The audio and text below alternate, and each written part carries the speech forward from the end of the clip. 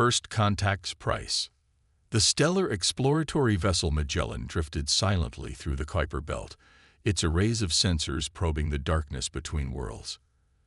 Dr. Sarah Chen stood at the observation deck, her hand resting on her daughter May's shoulder as they watched the distant stars.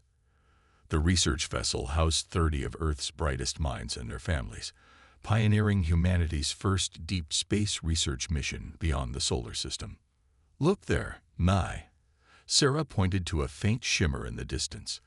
"That's where we're headed. The anomaly we detected last month." The anomaly had appeared suddenly on their long-range scans, a structure that couldn't be natural, floating in the void between Pluto and the next star system. It was humanity's first evidence of alien civilization, and the Magellan had been dispatched to investigate. Captain David Rodriguez's voice came over the ship's comm system. "All personnel, prepare for final approach to the anomaly. Research teams to your stations." Sarah squeezed May's shoulder. "Time for me to go to work, sweetheart. Stay with Mrs. Peterson in the education pod." As Sarah made her way to the research bay, excitement buzzed through the ship's corridors. Years of searching had led to this moment. The structure grew larger on their screens, an artificial construct of impossible geometry, its surface etched with symbols that defied analysis.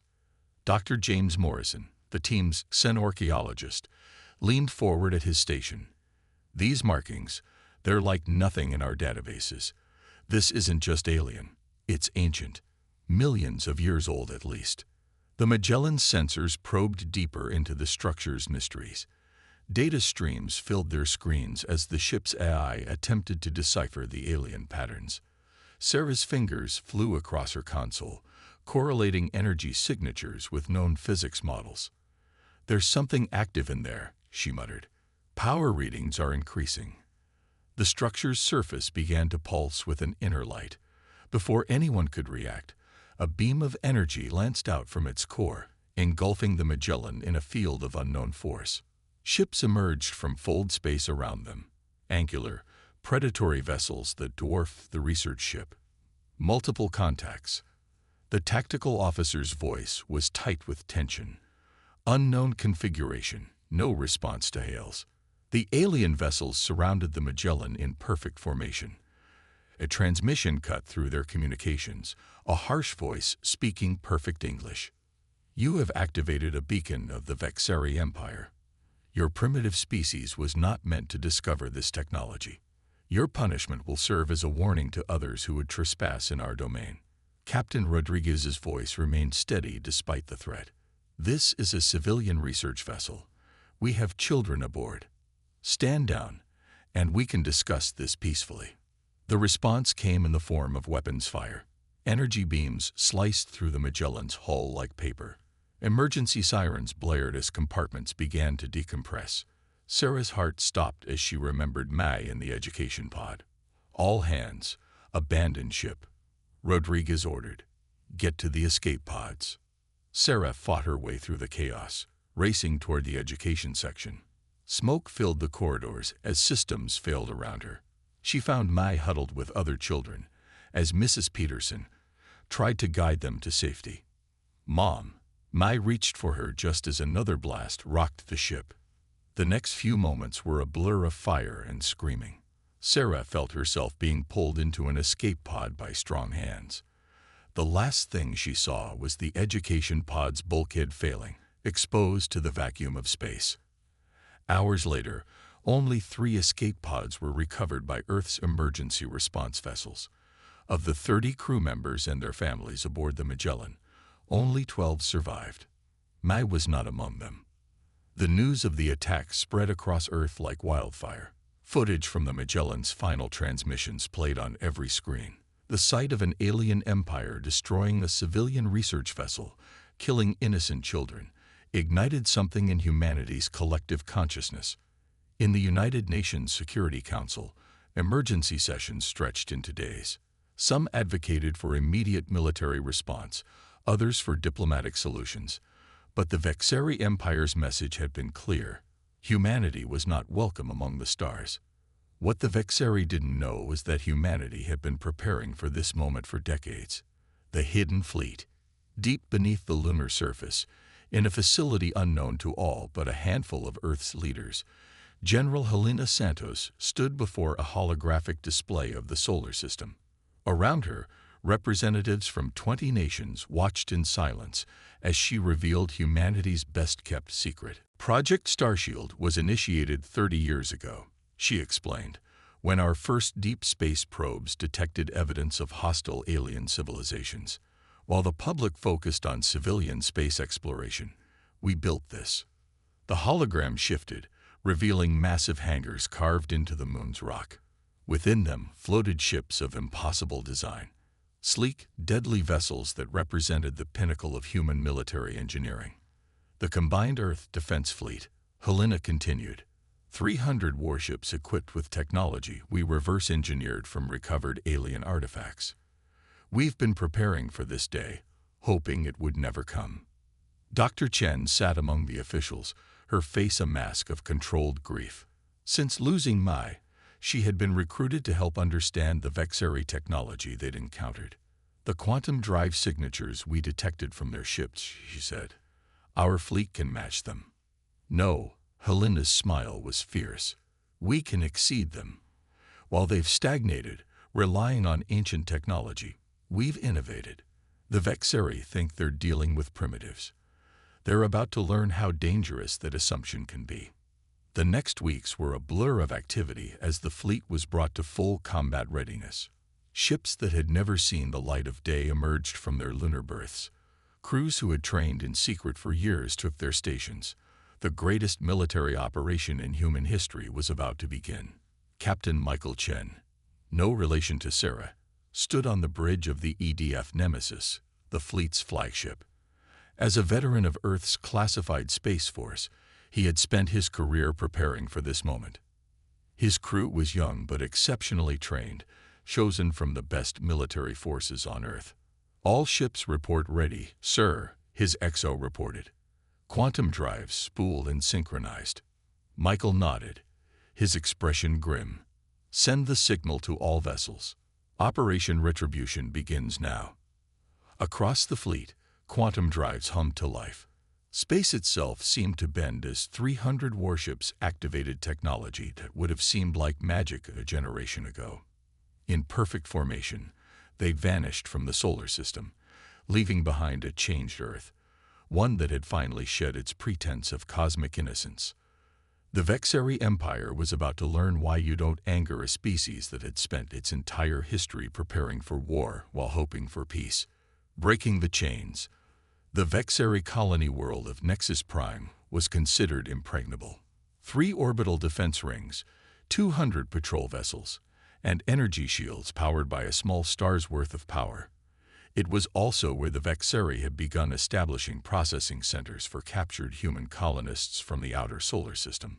The combined Earth Defense Fleet emerged from quantum space like avenging angels. Captain Chen watched his tactical display as 300 ships appeared simultaneously, their formation perfect down to the millimeter. The Vexari didn't even have time to raise their alert status. All ships, execute pattern Prometheus, Chen ordered. Commence Operation Retribution. The fleet split into precise attack groups, each targeting predetermined objectives. The Vexari's supposedly impregnable defenses faced something they'd never been designed to stop: human ingenuity combined with advanced technology. Dr. Sarah Chen, aboard the Nemesis as their chief science officer, monitored the quantum frequency emissions. Their shield harmonics are exactly as we predicted, transmitting disruption frequencies now. The mighty defensive screens of Nexus Prime flickered and died as human ships broadcast precisely calculated energy patterns, exploiting weaknesses that had taken months of analysis to identify. Before they could be reactivated, precision strikes from Earth's quantum torpedoes reduced the generator complexes to atoms. Multiple enemy squadrons on intercept, Tactical reported. They're following standard Vexari combat doctrine. Chen allowed himself a grim smile. Standard was exactly what they'd hoped for. The Vexari Empire had grown complacent in its power, relying on the same tactics that had served them for millennia. But humanity had spent its entire history adapting, innovating, and overcoming superior forces. Earth's ships moved in ways that defied conventional space combat doctrine. While Vexari vessels maintained rigid formations, human ships flowed like water, each vessel acting with controlled chaos that nonetheless formed part of a greater strategy. Quantum drives allowed them to make micro-jumps mid-battle, appearing where no enemy could anticipate. "Sir," communications cut in. "We're receiving transmissions from the surface. It's not just humans down there. The Vexari have dozens of species imprisoned." Sarah's hands tightened on her console. "Just like May. They've been doing this for thousands of years." The battle for Nexus Prime became more than just revenge. It became liberation. As Earth's fleet systematically dismantled the Vexari defenses, drop ships descended to the surface. Marines in powered armor fought their way into detention centers, freeing not just human captives, but countless alien species. Among the liberated was a reptilian creature named Scathul, who turned out to be a resistance leader from a species called the Drachnid. "We have fought them for generations," he told Sarah through a translator. "But never have we seen anyone fight like your people do." The liberation of Nexus Prime took less than 6 hours. When it was done, not a single Vexari ship remained intact, and their mighty fortress world had fallen. But more importantly, humanity had gained allies. The freed species brought with them knowledge of Vexari space, communications protocols, and military dispositions. Captain Chen stood in the Nemesis's war room with holographic representatives from the other species. "The Vexari Empire is vast," Skull warned. "They will bring forces that will dwarf what you faced here." "Let them come," Chen replied. "Humanity has a saying, 'The enemy of my enemy is my friend.' Together, we can end their tyranny." Sarah stepped forward. "They took my daughter. They've taken countless children from countless species. It's time someone took something from them." As the freed species pledged their support to Earth's cause, the war expanded beyond mere vengeance. It became a fight for freedom, for justice, and for a future where no empire could prey upon the innocent. The Vexari had spent millennia creating enemies. Now, those enemies were united. The next phase would take them into the heart of Vexari space. But first, they needed to understand the true nature of their enemy. In the data cores of Nexus Prime, they found something that changed everything. The dark truth about the Vexari leadership and the source of their power. The core world's gambit. Deep within the captured data cores of Nexus Prime, Sarah Chen made a discovery that chilled her to the bone. She sat in the Nemesis's primary research lab, surrounded by holographic displays showing information that defied belief. "The Vexari aren't an empire," she explained to Captain Chen and the assembled alien leaders. "They're parasites." The holograms showed biological data, ancient historical records, and technical specifications that told a horrifying story. The Vexari leadership, the so-called Eternal Council, were actually ancient artificial beings who had discovered a way to extract and store consciousness itself. They sustained themselves by harvesting the neural energy of younger species, particularly children, whose developing minds contained the most potent form of this energy. That's why they took the children from the Magellan. Sarah's voice cracked. Why they take children from every species they encounter. They're not just being cruel, they're feeding. Skill, the Drachnid resistance leader, hissed in anger. "For millennia, we thought they simply enjoyed torturing us. The truth is worse." Captain Chen studied the tactical displays showing the layout of Vexari core worlds. "This changes our strategy. A conventional assault on their homeland would cost millions of lives. We need something more precise." Dr. Chen pointed to a specific section of data. "Their consciousness transfer technology requires immense power and precise quantum harmonics. If we could disrupt that, we could free every consciousness they've trapped," Scathul finished, "including your daughters." The revelation energized the coalition. Engineers from a dozen species worked together, combining their knowledge with human innovation. They developed weapons that could target the quantum frequencies used in consciousness transfer. The Drachnid provided detailed maps of Vexari space. Other species contributed their own unique technologies and insights. The plan they devised was audacious. While the main fleet would engage Vexari forces in a massive battle near their core worlds, small stealth teams would infiltrate key facilities. These teams would plant quantum disruptors designed to shatter the consciousness storage systems. Sarah insisted on joining one of the infiltration teams. "Mai is in there somewhere," she said when Captain Chen objected. "I'm going to find her." The operation began with the largest quantum jump ever attempted. 300 Earth ships, accompanied by vessels from their new allies, appeared simultaneously at strategic points throughout Vexari space. The surprise was total. As the main fleet engaged the Vexari Armada in a battle of unprecedented scale, stealth ships slipped through the chaos. Sarah's team, aboard a vessel specially designed for quantum signature masking, approached a massive structure orbiting the Vexari homeworld. The Architecture of Souls, their Drachnid guide named it, where they store their stolen consciousness. Using technology reverse-engineered from the Nexus Prime data cores, they breached the facility's defenses. Inside, they found chamber after chamber filled with crystalline matrices, each containing thousands of captured minds. Sarah's handheld scanner led them deeper into the facility. She could feel May's presence getting stronger. But as they approached the central chamber, they encountered something unexpected. Members of the Eternal Council themselves. The beings before them were neither fully organic nor purely mechanical. They moved with an alien grace, their forms shifting between states of matter.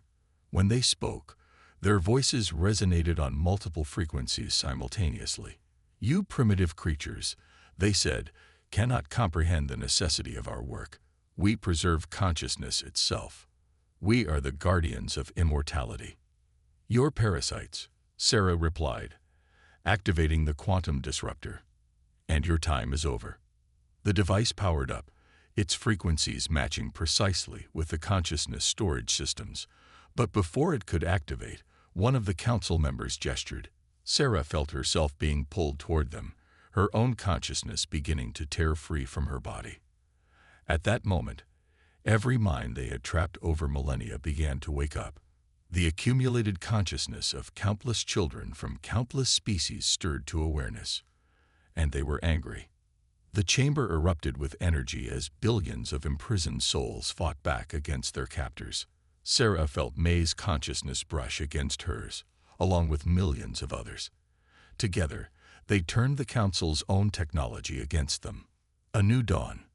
The Architecture of Souls blazed with energy as billions of imprisoned consciousnesses fought for freedom.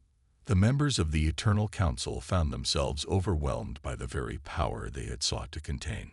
For millennia, they had treated consciousness as merely a resource to be harvested.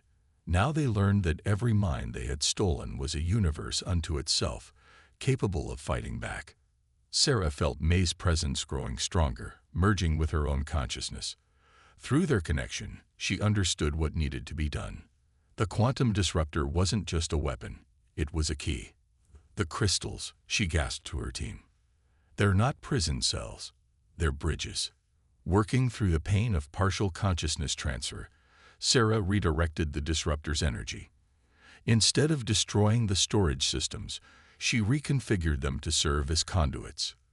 The billions of trapped minds could use them to return to their bodies, or to find new ones that had been prepared in the fleet's medical bays. Above the Vexari homeworld, the space battle reached its crescendo. Captain Chen watched in awe as energy patterns, unlike anything ever recorded, erupted from the Architecture of Souls. The Vexari ships suddenly stopped fighting, their crews experiencing the backlash of billions of minds breaking free. "All ships, hold position," Chen ordered. "Something's happening down there." In the chamber, the council members' forms began to destabilize. Without the constant flow of stolen consciousness energy to sustain them, their ancient artificial bodies started to break down. But as they dissolved, Sarah saw not monsters but beings who had lost their way eons ago, so afraid of death that they had abandoned their own humanity, or whatever their equivalent had been. "We only wanted to preserve life," one of them said as their form flickered. To prevent the greatest tragedy, the loss of consciousness itself. Life isn't about preservation, Sarah replied, holding the quantum bridge stable. It's about growth, change, and sometimes letting go. Throughout Vexeri space, the stored consciousnesses found their way home. Some returned to their original bodies, kept in stasis. Others, whose bodies had been lost, transferred to newly cloned forms or synthetic vessels. The medical ships of the combined fleet worked tirelessly to receive them all. May's consciousness joined with a clone body that had been prepared using her genetic template. When she opened her eyes in the medical bay of the Nemesis, Sarah was there to hold her. "Mom," May whispered, "I wasn't alone. None of us were. We kept each other strong." The fall of the Eternal Council created a power vacuum in Vexeri space, but not chaos. The freed species, along with humanity, worked together to establish a new order. The Vexeri people themselves, long subordinate to the Council, joined the coalition. Their technology and resources were turned toward healing rather than imprisonment. 6 months later, Sarah stood with Mai on the observation deck of the Nemesis, watching the construction of the Galactic Concordat headquarters, built on the transformed remains of the architecture of souls. Representatives from hundreds of species gathered to sign the charter of a new civilization, one founded on cooperation rather than conquest. Captain Chen joined them at the window. "The quantum bridges are being reproposed," he reported. "Soon we'll be able to share knowledge and experiences across the galaxy, but only with consent, never by force." "And the children?" Sarah asked. "The ones who lost their bodies have all been provided new ones. The Concordat's first law guarantees that no consciousness will ever be imprisoned again." Mai pressed her hand against the window, watching ships from dozens of species moving through space together. "Mom, what do you think the Council would think if they could see this?" Sarah hugged her daughter close.